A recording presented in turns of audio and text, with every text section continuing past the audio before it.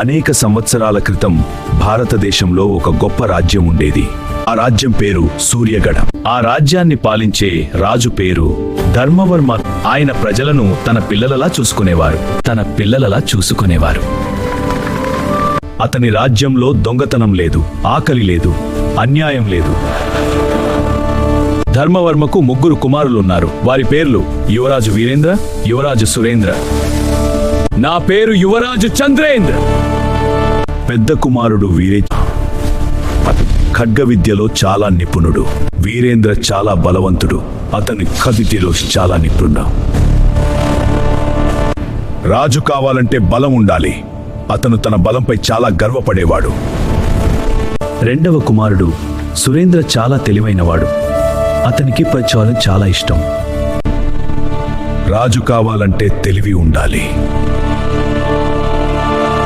చిన్న కుమారుడు చంద్రేంద్ర చాలా దయగలవాడు. అతను ప్రజలతో ఎక్కువ సమయం గడిపేవాడు. పేదవారికి సహాయం చేసేవాడు.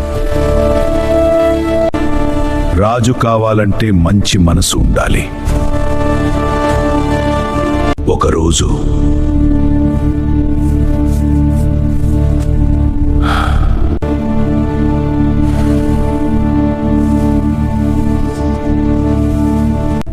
అతను వృద్ధుడన్న రాజ్యాన్ని, ఇక త్వరలో తన రాజ్యాన్ని తన కుమారుల్లో ఒకరికి అప్పగించాలి.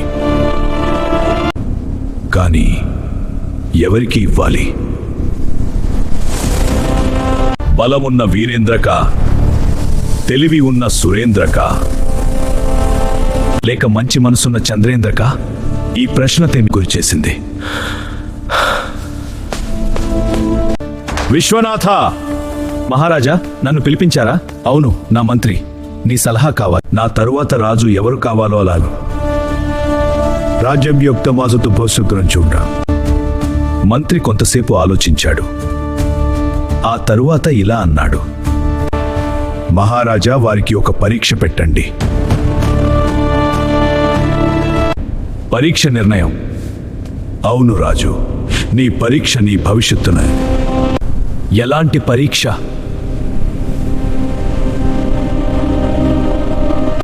వారిని రాజ్యం బయటకు పంపండి. వారు జీవితాన్ని అనుభవించి నేర్చుకుని తిరిగి రావాలి. వారిలో ఎవరు నిజమైన రాజుగా అర్హుడో వారు తిరిగి వచ్చినప్పుడు తెలుస్తుంది. రాజు ఈ సలహాను అంగీకరించాడు. మరుసటి రోజు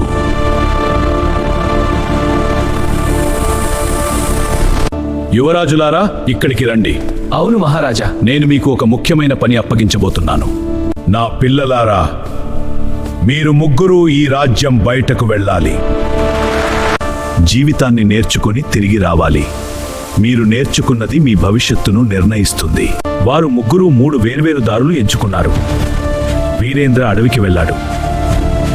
సురేంద్ర ఒక పెద్ద నగరానికి వెళ్ళాడు.